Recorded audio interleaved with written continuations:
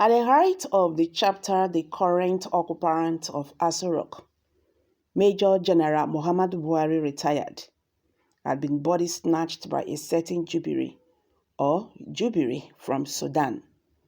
This column pointed out there is some sense in the nonsense being retained in some quarters. Stories do not always need to be logical before they can be considered reasonable. Sometimes what it illuminates despite its coherence is some deeper truth about person's situations. Why no actual Jubilee was impersonating Buhari?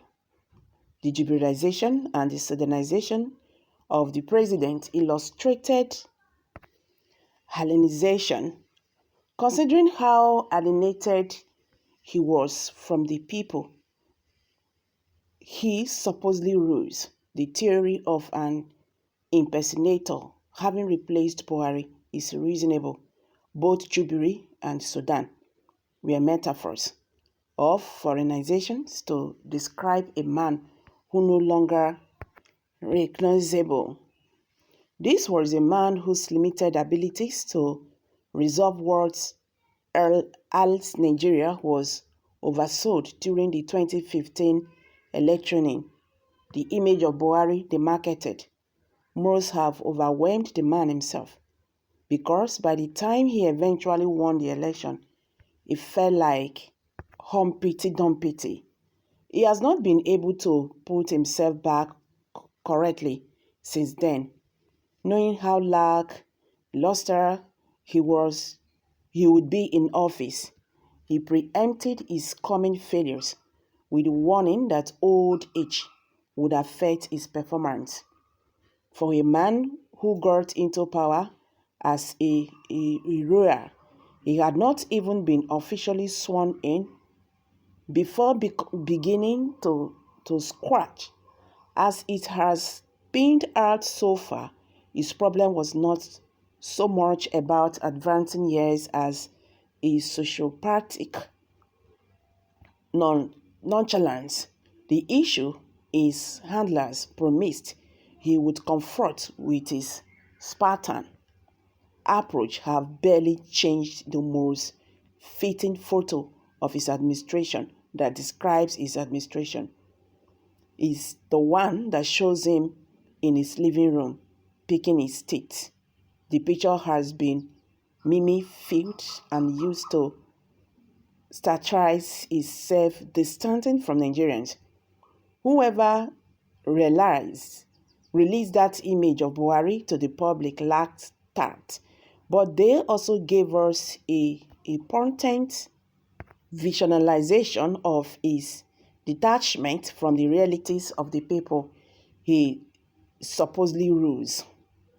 On the few occasions when Buhari had designed to talk to Nigerians, he confirmed both his cold indifferences to people and gross disrespect for their sensibilities. A quick example is his July statement in his hometown that he will not leave any assets behind for his children. For a man whose children had been educated in private schools abroad at the expense of Nigerians and have snuck several privileges that will pay them off for multiple lifetimes, it sounded hypocritical. I beg your pardon. One of his children, Yusuf, who had a motorcycle accident while overreaching himself, was even turbaned the Taliban Daura and appointed district head of the Kwasarua community, despite lacking a personal record of achievement. Despite all the evidence of their freeloading, Buhari still fancied himself as a disciplinarian father whose children foraged their way through nothing but personal responsibility. On Tuesday in Imo State, he reportedly lamented that he had not received enough credit for his administrative achievement. He said, in terms of time and resources, This administration has done extremely well. I have to say it because those who are supposed to say it are not saying it. I don't know why. Well, those who are supposed to trumpet his achievements are muted because they are embarrassed by his woeful failures. Buhari is probably the only one who scores himself high. Since he is happily deluded, they just let him be. They see him happily picking his teeth away, unconcerned about Nigerians' fate, and they feed his uncontinued alienation by sending him select information about the state of the nation. Tropical Buhari, his speech in Imo showed a man stuck in time.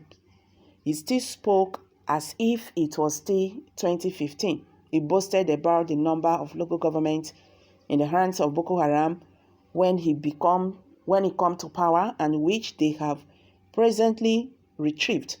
The man does not seem to have updated himself on a new form of evil called banditry that had taken over the land and even superseded Boko Haram in marvelous birds, repeated the same old grudge about his predecessors who earned so much revenue from oil but failed to deliver on infrastructure long reduced to building some federal roads, a bridge, and railway services that apply in few cities has been his biggest boast, since the infrastructure of health, education, energy, and rural urban management are still lacking.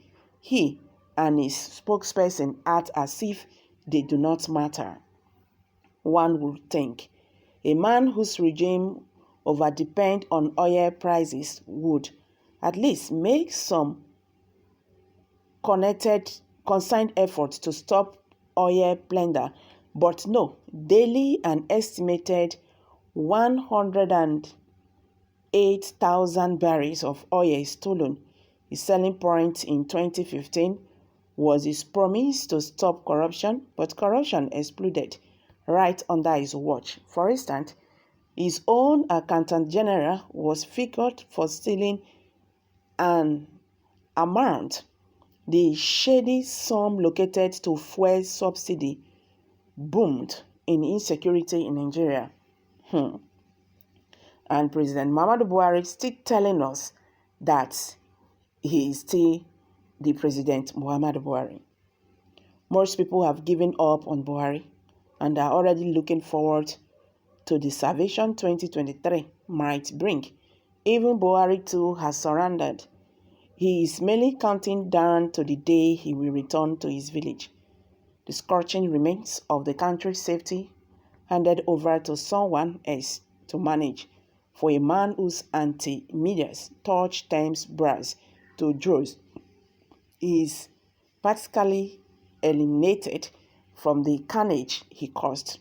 His memory of his administration will undoubtedly be different from the reality that many Nigerians experience, that will be further nurtured by hagiographies who will not let him come to terms with his wickedness, the writer said. So guys,